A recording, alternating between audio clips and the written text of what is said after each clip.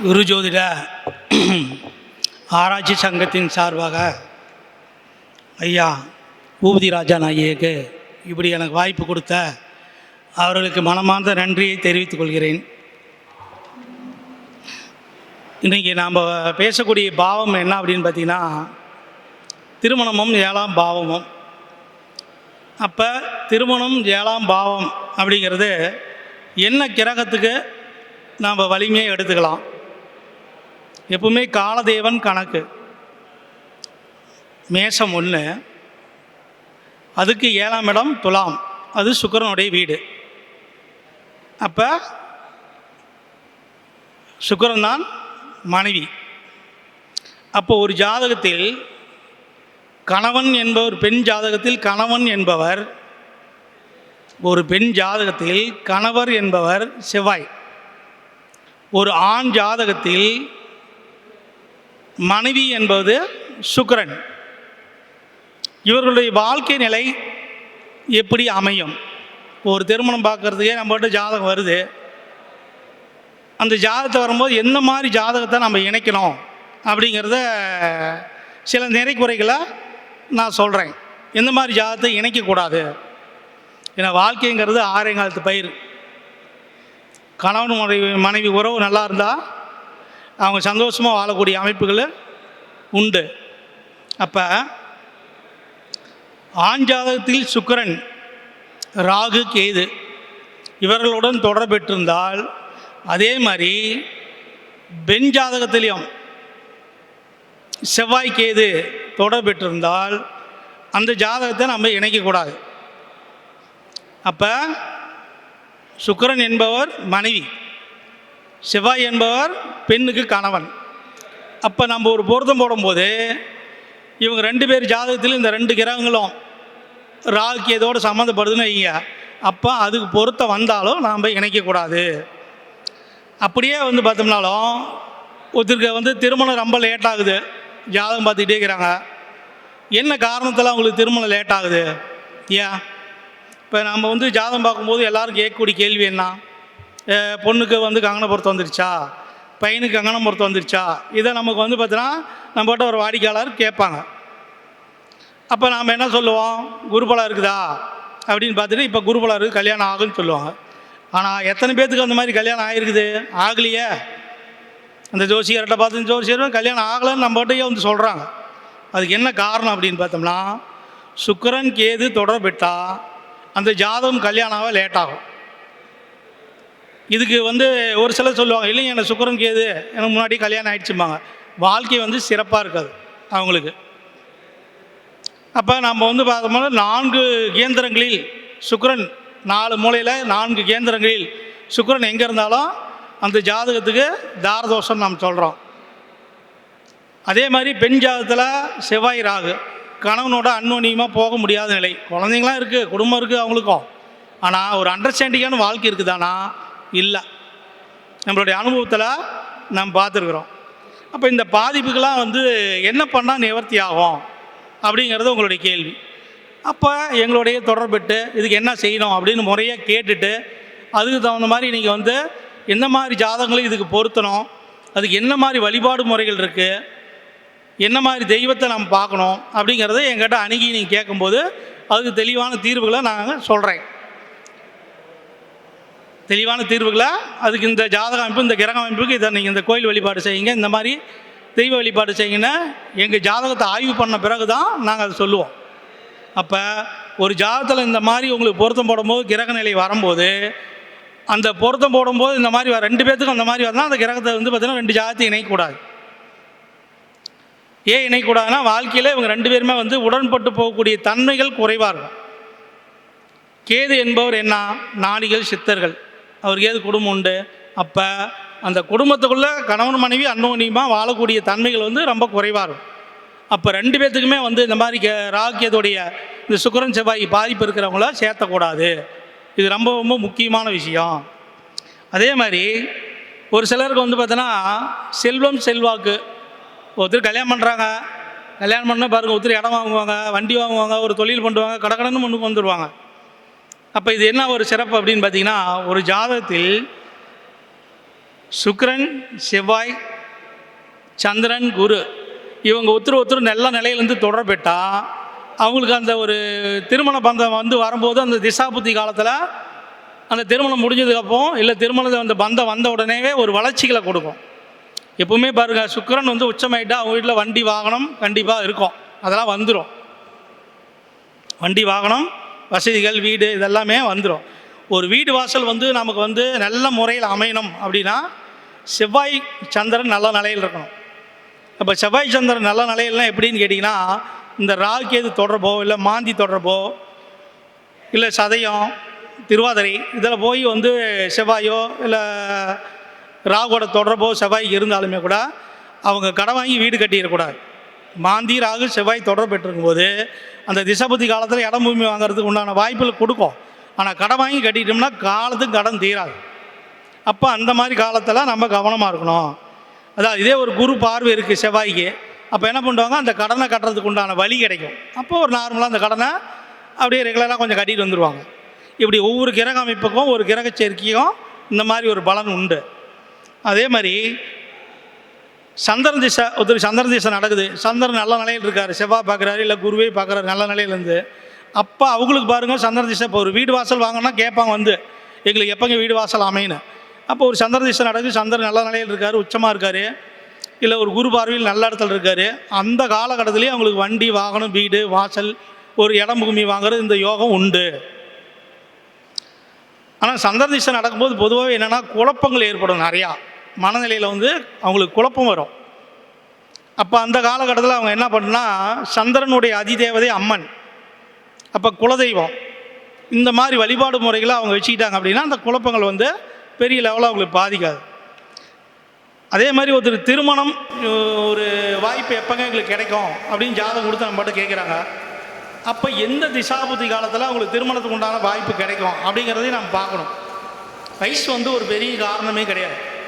கிரகங்கள் நல்ல நிலையில் இருந்தால் சுக்கிரனும் குருவோ 7ஆம் அதிபதியும் நல்ல நிலை, குடும்ப ஸ்தானாதிபதி நல்ல நிலையில் இருந்தால் அவங்களுக்கு காலகாலத்தில் திருமணம் நடந்துடும்.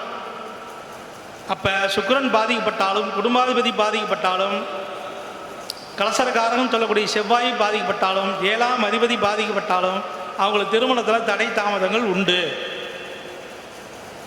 அப்போ இதெல்லாம் நம்ம வந்து ஜாதகம் வந்து கொடுக்கும்போது நம்ம கவனித்து ஆராய்ச்சி பண்ணி நல்லா அவங்களுக்கு என்னென்ன நிலைப்பாடு இருக்குன்னு எடுத்து பக்குவப்படுத்தி சொல்லி நம்ம அவங்க வழி நடத்தணும். கிரக நிலையை உங்கள் ஜாதகத்தில் இப்படி இருக்குது, இப்படி தான் உங்களுக்கு வந்து ஒரு பொண்ணோ மாப்பிள்ளையோ அமையும் அப்படிங்கிறத நம்ம எடுத்து வரைக்கணும்.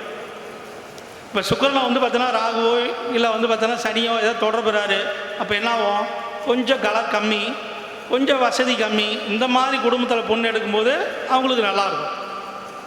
அழகை வந்து எதிர்பார்க்கக்கூடாது. சுக்கிரன் ஒரு ஜாதகத்தில் பாய்ச்சிட்டார்னா மனைவி வந்து அழகாக இருக்கணும்னு எதிர்பார்க்கக்கூடாது. அதே மாதிரி செவ்வாய் ஒரு ஜாதகத்தில் பாய்ச்சிட்டார்னா கணவனை பெண்களை அனுசரித்து குடும்பம் கொண்டு போகணும். செவ்வாய் பாய்ச்சிட்டார்னா, இப்போ செவ்வாய் பாய்ச்சா அப்படி மாந்தியோ இல்லை ராகு கேது கொடியோ சம்மந்தப்படுறாரு, அப்போ என்ன ஆகணும், பெண்கள் இந்த மாதிரி ஜாதகம் வரும்போது எங்கிட்ட பார்க்கும்போது நான் இந்த மாதிரி உங்கள் கணவர்கிட்ட இப்படிலாம் நடந்துக்கணும் அப்படின்னு சொல்லி நாங்கள் சொல்லுவோம்.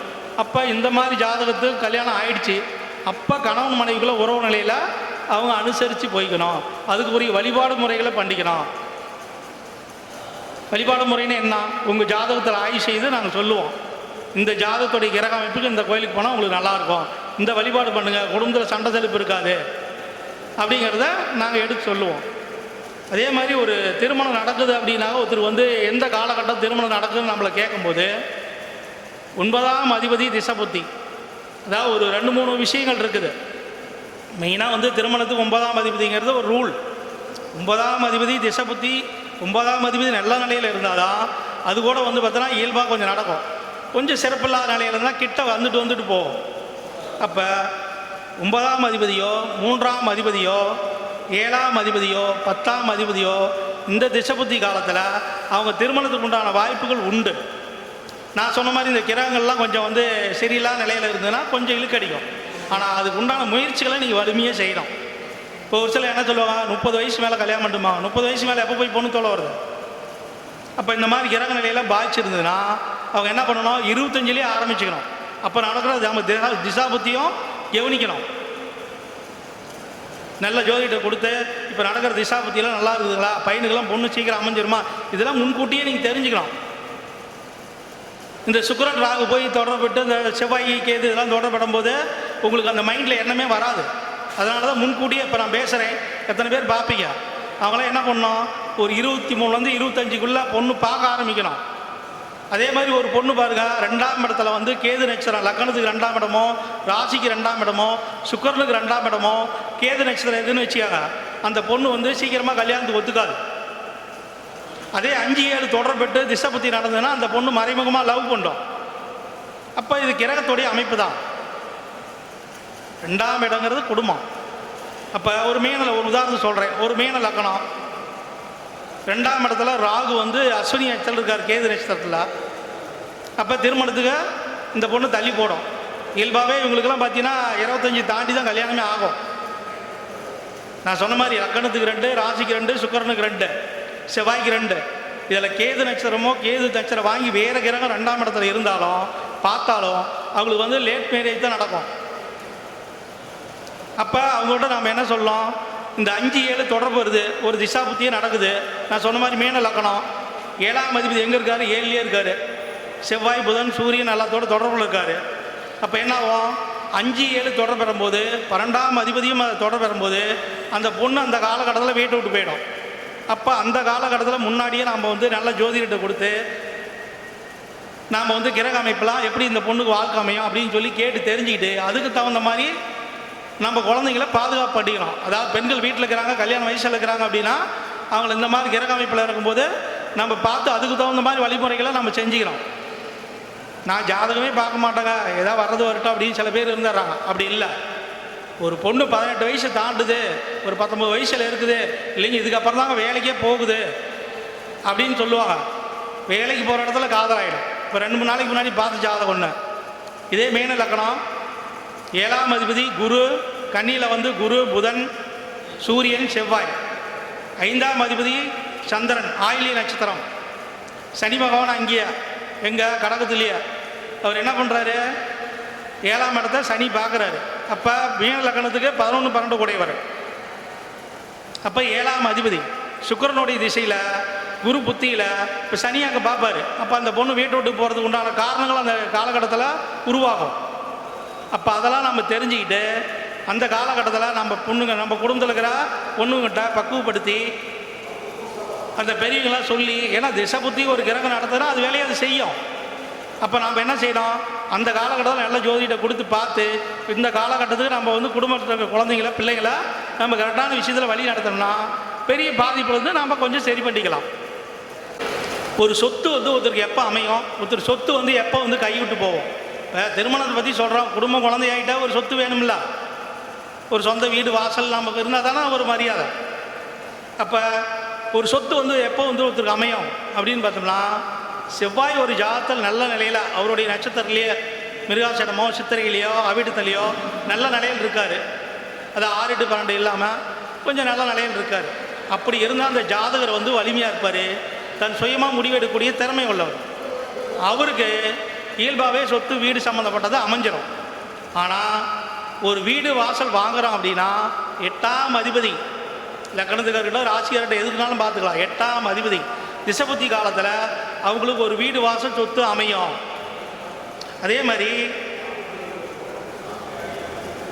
8ஆம் இடம், 8ஆம் இடத்துக்கு 12ஆம் இடமும் வந்து அது வந்து இயங்கும். 8க்கு 12 இயங்கும், ஏன்னா திரிகோண பாவம். காலதேவனுடைய கணக்கு மேஷத்துக்கு 8ஆம் இடம் விரிச்சிக்கும். அப்போ 8க்கு 12ஆம் இடங்கிற மீனமும் அது திரிகோண பாவம். அப்போ 8ஆம் இடம் ஒருத்தருக்கு வந்து திசைபுத்தி நடக்குது அப்படின்னா 12ஆம் இடமும் இயங்கும்.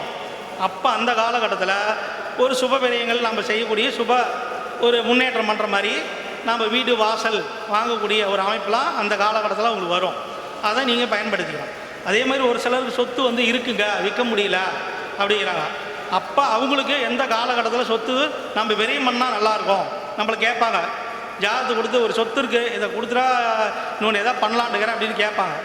அப்போ அவங்களுக்கு நம்ம என்ன பண்ணோம், 3 7 11 இந்த திசாபுத்தி காலங்கள் நல்லா இருக்கா, அந்த காலகட்டத்தில் அவங்களுக்கு சொத்து விரயம் பண்ணாங்கன்னா அவங்களுக்கு வந்து பொருளாதாரமும் அவங்க எதிர்பார்த்த மாதிரி அந்த விலையை அவங்களுக்கு கிடைக்கும். எந்த ஒரு கிரகங்கள் திசைபுத்தி நடந்தாலும் 12 வீட்டில் அதுக்கு 12ஆம் இடம் அது பாதகமாக சாதகமாக பார்த்துக்கணும். இப்போ வந்து முன்பகுதி நமக்கு எப்பவுமே யோகம், பின்பகுதி என்ன வேறையும். அப்போ 4ஆம் இடங்கிறது சொத்து, 4க்கு 12ஆம் இடம் அப்படிங்கிறது 3ஆம் இடம். அப்போ 3ஆம் இடங்கிறது நம்ம என்ன பண்ணோம், அந்த காலகட்டத்தில் நம்ம ஏதாவது ப்ராப்பர்ட்டி இருக்குது போகலை கொடுக்கணும் அப்படின்னா அந்த காலகட்டத்தில் நம்ம செய்யலாம். அதே மாதிரி 7ஆம் இடம் அப்படின்னா என்ன, 7க்கு 12ஆம் இடம் விரைய சாணம், அப்போ 6ஆம் இடம். அப்போ 6ஆம் இடம் என்ன, கடன். அப்போ ஒரு இடம் இருக்குதுங்க, வாங்கி கடனை கட்டிடலாம், விற்று கடன் கட்டிடுவோனா அப்படின்னு கேட்பாங்க. அப்போ அந்த காலகட்டத்தில் ஒரு 7ஆம் அதிபதி திசை நடத்துகிறாரு இல்லை புத்தியை நடத்துகிறாரு, அந்த காலத்தில் கொடுத்தோம்னாலும் அந்த கடன் கட்டுறதுக்கு உண்டான வாய்ப்புகள் வரும். அதே மாதிரி 11ஆம் இடம் அப்படிங்கிறது வந்து அதுக்கு விரைய பாவம் 10ஆம் பாவம். 10ஆம் பாவம்னா நம்முடைய கர்மா செயல். அப்போ ஒரு செயலை செய்யக்கூடிய, இப்போ இவ்வளோ நாளாக பெண்டிங்காகவே இருக்குதுங்க, அதை நவுத்தவே முடியல, அந்த காரியம் செயல்படவே இல்லை. அப்போ 11ல் ஒரு கிரகம் நின்று திசைபுத்தி நடக்கிற காலத்தில் நீங்கள் ஒரு முயற்சி பண்ணும்போது கட்டாயம் வெற்றி ஆகும். இதெல்லாம் நீங்கள் வந்து ஃபாலோ பண்ணி பாருங்க. அதே மாதிரி ஒரு கிரகம், ஒரு அஷ்டமாதிபதி 8ஆம் இடத்துல ஆட்சி பலத்தோடு இருக்கார், அவருக்கு 5ஆம் அதிபதி 10ல் போய் உட்காராருன்னு வச்சுக்க, அந்த கிரகம் பெருசாக கெடுக்காது. நான் இன்னொரு முறை புரியுற மாதிரி சொல்கிறேன் பாருங்க. 5ஆம் அதிபதி அமர்ந்த இடத்துக்கு 10ஆம் இடம் கெடாது. 5ஆம் இடத்துக்கு 10ஆம் இடம் என்னங்க வரும், 6 8 வருங்களா. இருந்தாலும் 5ஆம் அதிபதி அமர்ந்த இடத்துக்கு 8ஆம் அதிபதி அங்கே ஆட்சி பலம் பெற்றிருந்தால் அது யோகமே, அது நல்லது உங்களுக்கு செய்யும். இப்போ நம்ம வந்து பொண்ணு பார்க்க போகும்போது ஒரு விஷயத்த சில பேர் சகன பலம் பார்ப்போம். அப்போ சகன பலம் பார்க்கும்போது நம்ம முதல்ல செய்ய வேண்டியது என்ன அப்படின்னு பார்த்தீங்கன்னா, நம்ம ஏரியாவில் இருக்கக்கூடிய கணபதி வழிபாடை நீங்கள் போய் பண்ணணும். கணபதி வழிபாடு பண்ணிட்டு அப்புறமே தான் நீ சகன பலம் பாட்டு போகிறது பிடிக்கிறத நீங்கள் செய்யணும்.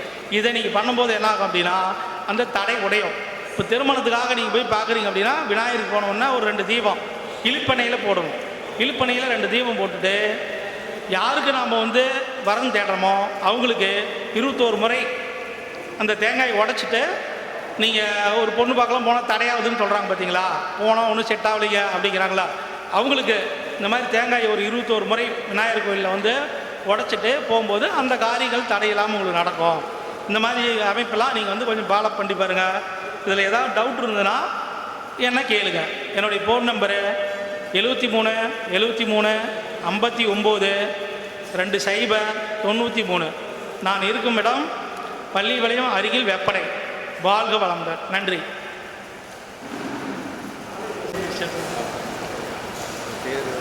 ராஜா ரவி.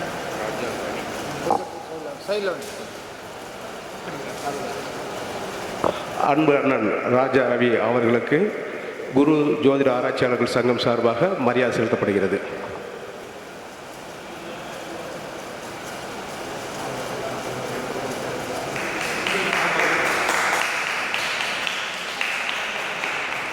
மகிழ்ச்சி.